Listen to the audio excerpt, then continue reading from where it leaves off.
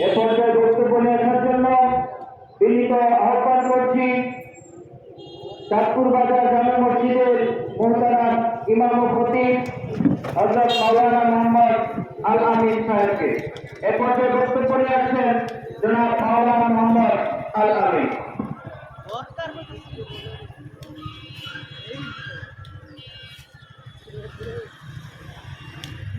السلام عليكم ورحمة الله وبركاته. نحمد ونصلي على رسول الكريم أما بعد فأعوذ بالله من الشيطان الرجيم بسم الله الرحمن الرحيم. وقال الله تبارك وتعالى ولا تفسدوا في الأرض بعد إصلاحها ذلكم خير لكم إن كنتم مؤمنين. وقال النبي صلى الله عليه وآله وسلم المسلم أخو المسلم. قال النبي صلى الله عليه وآله وسلم المسلم من سلم المسلمون بلسانه ويده. ঐতিহ্যবাহী চাঁদপুর বাজার কর্তৃক আয়োজিত বাংলাদেশ জামাত ইসলামী আজকের এই সমাবেশ মানুষের এই গণদোয়া সুস্পষ্ট এটা প্রমাণ করে আগামী বাংলাদেশ হবে কোরআন হাদিসের বাংলাদেশ। ঠিক না? আগামী বাংলাদেশ হবে কোরআন হাদিসের বাংলাদেশ।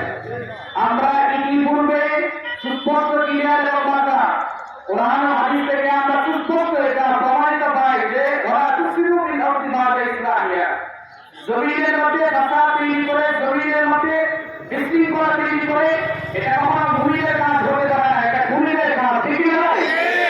এটা কখনো মুমিনের কাজ হতে পারে না, এটা কখনো মুসলিমের কাজ হতে পারে না, এটা কখনো ইমানদার ব্যক্তির কাজ হতে পারে না, এটা কখনো মুসলিমদের কাজ হতে পারে না, কখনো এটা হতে পারে না।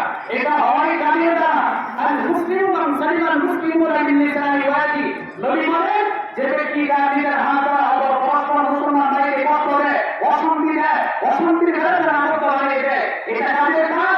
এটা ইতিপূর্বে আমরা 16 বছর দেখেছি, 17 বছর দেখেছি দেশি সরকার তার দলবলকে যারা মানুষের বাক স্বাধীনতা হরণ করেছে, মানুষের বাক স্বাধীনতা হরণ করেছে, মানুষের কথা বলার শক্তি দেয় নাই, ঘরে বাহিরে চলতে ফিরতে উঠতে বসতে চতুর্মুখীভাবে যারা মানুষকে কষ্ট দিয়েছে, যারা মানুষের ভুলে অধিকার নষ্ট করেছে, এটা তাদের কাজ, এটা মুসলমানের কাজ হতে পারে না।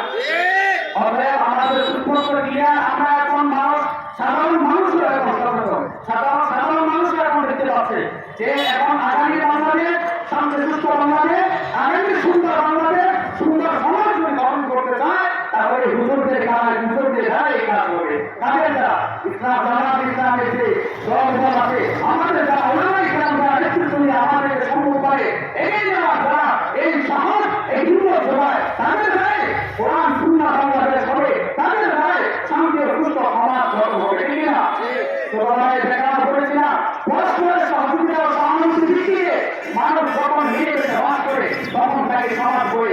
আমরা দেখেছি ইতিপূর্বে যারাই নেতৃত্ব নিয়েছে, যারাই নেতাদের কথা বলেছে, যারাই নেতৃত্ব নিয়ে বিভিন্ন রকমের গালিগালাজ করেছে, বিভিন্ন রকমের হাত দ্বারা, জবান দ্বারা, কর্মকাণ্ড দ্বারা মানুষকে কষ্ট দিয়েছে, এটা জামাত ইসলামের কাজ না, এটা অন্য দলগুলোর কাজ। অধিকার আমি না কেন?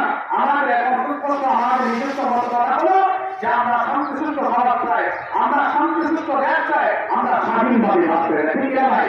এই বলে আমি আমার সংক্ষিপ্ত বক্তব্য এখানে শেষ করলাম। আসসালামু আলাইকুম ওয়া রাহমাতুল্লাহি ওয়া বারাকাতুহু।